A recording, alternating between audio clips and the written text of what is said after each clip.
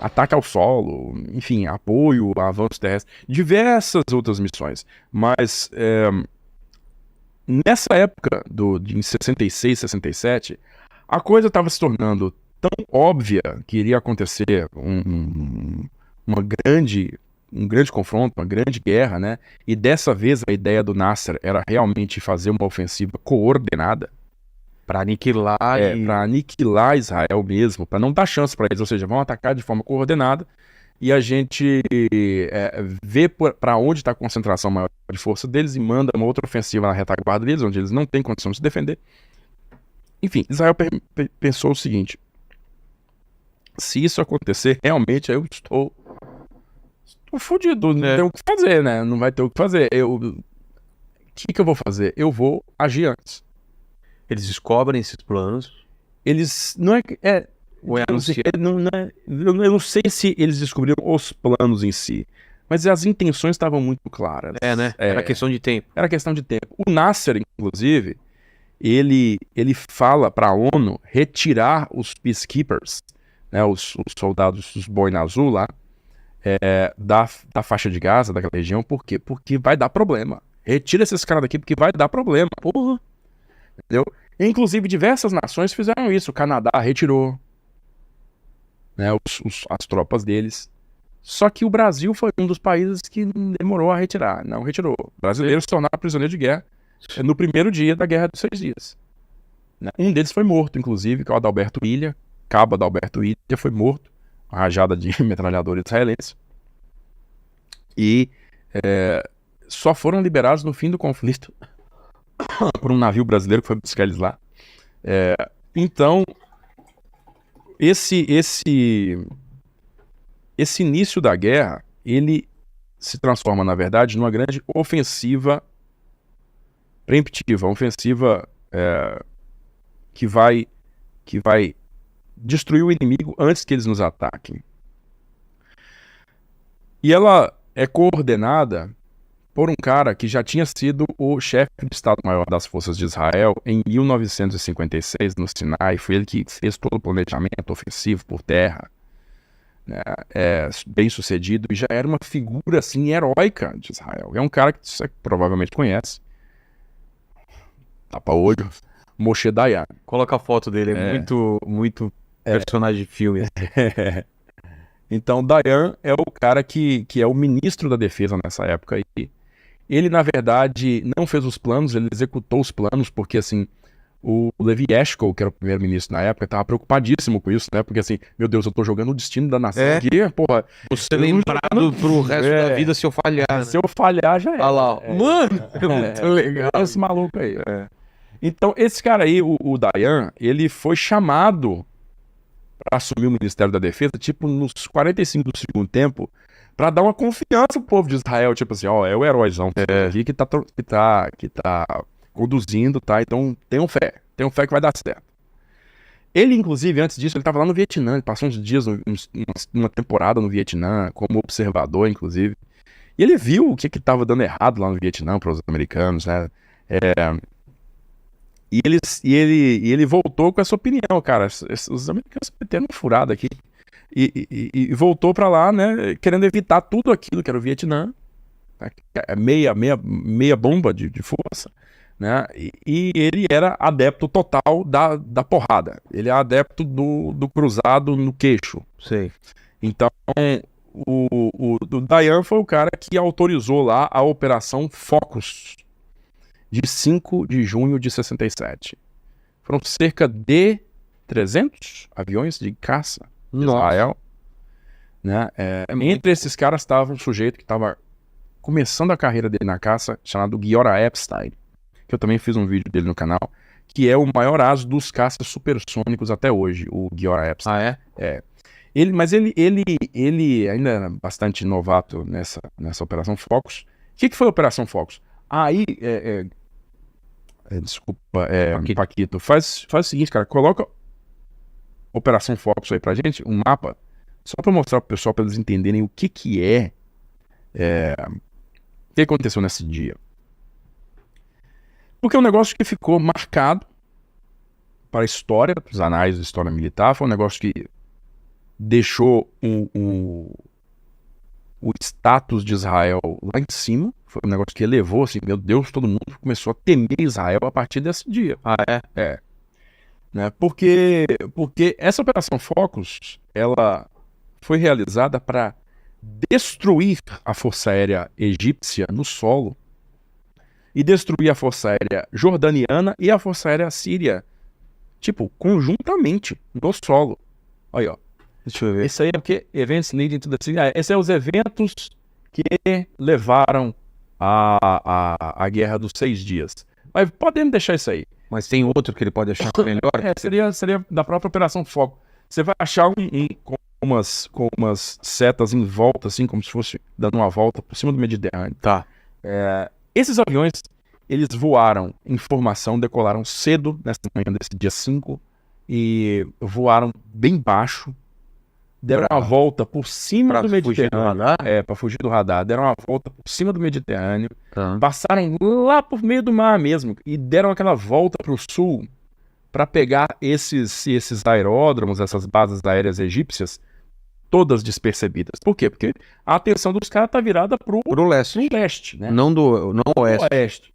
Cara, mas eles abasteceram nesse meio tempo? Não, mal? Era muito raro. As distâncias não são tão grandes assim. Tá. Eles... Aí, ó. É isso? É isso aí. Operação Foco. Olha aí. Boa. Entendeu? Olha lá. Se ela vive... a resolução tá meio ruim, mas dá pra entender, eu acho, né? Dá pro pessoal ver. Entender isso aí.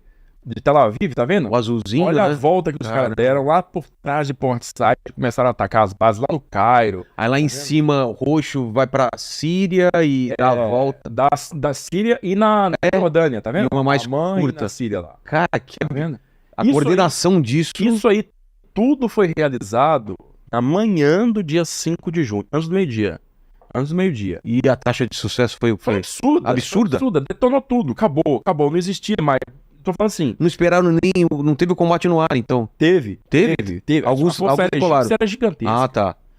Né? Houve combates aéreos do que sobrou, né? Mas a imensa maioria foi tudo destruído. E assim, eles tinham essa inteligência, né? Eles sabiam que os egípcios, os hangares dos egípcios, era basicamente para não deixar o avião no sol, mas não tinha nada blindado, não tinha nada reforçado, não tinha nada de concreto, né? Concretado, não. Então, eles fizeram aqueles ataques longitudinais, e lançava bomba, e só via MiG explodindo, um atrás do outro, tanto na Jordânia, quanto na Síria, quanto no Egito. Então, foi um desastre completo para esses 3 países. Né? E com os poucos caças que conseguiram levantar voo, os israelenses conseguiram também derrubar, assim, quase a totalidade dos que conseguiram levantar voo. Né? No final das contas, acho que os israelenses perderam cerca de 30, 40 aviões. Por todas as causas. Mas eles destruíram 3 forças aéreas. Né? E aí... Cerca de quantos aviões? Tem ideia? Beirando... Aí só se você olhar os números aí total, mas assim... Força Aérea Egípcia era na faixa de 400, 500 aviões, uma coisa assim. A egípcia, as outras eram um pouco menores. Mas E o que aconteceu no ar, que é outra coisa curiosíssima, né? O que aconteceu no ar foi que Israel provou que a doutrina norte-americana na época estava redondamente errada. Por quê? Porque os americanos, né, a Força Aérea Americana, ela depois que ela viu, né, o desenvolvimento da primeira geração de mísseis ar-ar, né, os Sidewinders, enfim, os pensadores, os grandes elaboradores da doutrina aérea norte-americana disseram o seguinte: o futuro da caça é isso aqui, ó, é o míssil, né? Então eles criaram esse avião, que foi esse que o Paquito mostrou aqui, o F-4 Phantom, que eu falei que isso aqui os israelenses colocaram depois. Por favor. As primeiras versões do F-4 Phantom não tinham canhões. Só mísseis? Só mísseis. E isso era julgado o suficiente, né? O que aconteceu quando os primeiros pilotos norte-americanos entraram em combate no Vietnã contra MiGs? Só com esses F-4. Esses aí, ó. Tá. Esse aí já é uma versão com canhão, você vê ali embaixo, ó. Cadê? Ali no nariz tem três. Ah, tá. Tem a saída do canhãozinho ali no tá. nariz, tá? Mas as primeiras versões não tinham, só mísseis. Então, lá no Vietnã, os caras perceberam que os aviões lançavam esses mísseis se perdiam muitas vezes, e os caras perdiam os abates porque não tinha o que fazer. Eles disparavam todos os mísseis e acabavam indo para Tem que casa. voltar. E muitas das vezes, muitas não, em algumas ocasiões, esses aviões eram abatidos por caças russos que tinham canhões, de geração anterior, inclusive, MiG-17. Sei. Né? Então, quando a Guerra dos 6 Dias foi desatada, aqui na Operação Focus, os caças egípcios que conseguiram decolar, você tem um registro das câmeras dos Mirages israelenses, né? Uma parcelinha das vitórias ar-ar deles, né, contra outros aviões, foi por míssil. A imensa maioria foi canhão. Nossa. Então você tem o registro visual dos pilotos israelenses derrubando esses aviões a jato, né? Egípcios, soviéticos, com canhão, explode. Isso aí deixou todo mundo de queixo caído nos Estados Unidos, né? Assim, a cúpula da Força Aérea ficou sem onde esconder a cara de tanta vergonha. Calcular errado para onde estava indo. Então eles fizeram inicialmente um pod embaixo, como se fosse um adendo aqui embaixo, que era um canhão. Fizeram de emergência, né? Montar um canhão adaptado aqui embaixo e depois começaram a montar eles já com os canhões embutidos. Entendi. Mas o que aconteceu na Guerra dos 6 Dias foi que com a supremacia aérea, que não é nem soberania aérea, é supremacia aérea, ninguém voa. Não é localizado, é tipo, ninguém voa. Nos 5 dias seguintes, Israel pôde atacar inimigo livremente. Atrás de inimigo livremente. Então, o que eles fizeram nos 5 dias seguintes? Não tinha no solo nada que derrubasse os aviões, ou tinha? Tinha, as antiaéreas, né? Mas isso aí, cara, quando eles localizavam a antiaérea, o que eles faziam? Mandavam ataque aéreo contra a bateria antiaérea. Ou a artilharia de longo alcance fazia. Quer dizer, eles deixaram os caras completamente sem proteção, expostos. Né? E num terreno como é a frente sul israelense, né, que é basicamente deserto, liso, não tem onde esconder. Então, eles fizeram uma limpa generalizada, né, contra esses exércitos egípcio, sírio e jordaniano, tá?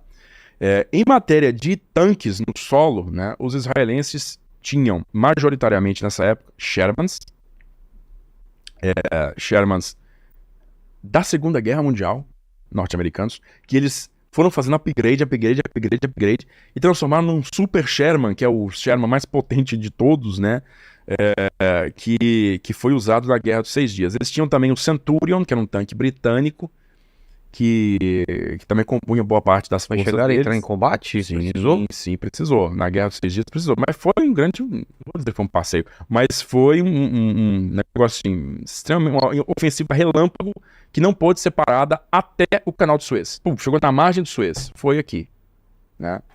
Então, na frente leste deles, eles ocuparam a Cisjordânia, tomaram a Cisjordânia dos jordanianos, né? Ou seja, com isso, ocuparam a Jerusalém inteira. Pela primeira vez, Israel toma Jerusalém inteira. Esse é o último Sherman israelense. Né? Esse é o Sherman israelense. Você percebe, assim, os detalhes da torre, da própria blindagem, como são superiores. Inclusive, a suspensão embaixo é uma suspensão mais moderna, né, do que aquelas padrão da Segunda Guerra. O canhão, com certeza, é de uma velocidade muito mais alta. Então, digamos, é o último estágio do Sherman. Foi o que os israelenses conseguiram fazer, né? E por que os caras estão mexendo com tanque da Segunda Guerra ainda, 20 anos depois, mais de 20 anos depois? Porque eles estão sob embargo norte-americano. Nossa, isso eu não sabia. Eles estão sob embargo norte-americano. Tiveram que dar um jeito. Aí, só que a vitória em 6 dias, como eu falei, eleva o passe de Israel de uma maneira tão alta, né? Eu tenho em casa umas revistas Manchete da época, com a cara do Dayan, sabe? Tipo assim, Dayan virou o herói mundial na época, assim, o cara, o guerreiro estrategista, vitorioso do mundo, isso aqui é o Dayan.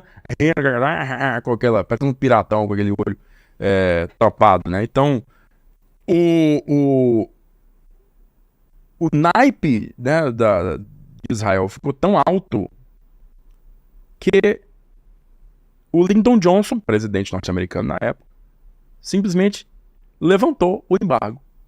Ele encerrou o embargo. Encerrou. Ele encerrou o embargo, né? Então, Pô, vamos ganhar dinheiro também, né? ok, né? Esses caras são bons no que fazem. Culpa de nós. Vamos dar pra eles aí o que eles querem. É. E aí sim que eles conseguiram o tal do F4, né? Que apareceu aí, do Phantom, que apareceu aí. Então, Ocuparam o Sinai também, né? ocuparam Sinai, dessa vez, ocuparam nada, anexaram o Sinai. Anexaram, né? Anexaram o Sinai. Anexaram o Sinai, ocuparam a Cisjordânia e ocuparam Gaza. Gaza também, a faixa de Gaza foi ocupada, e ocuparam as colinas de Golã, que estão até hoje ocupadas, né?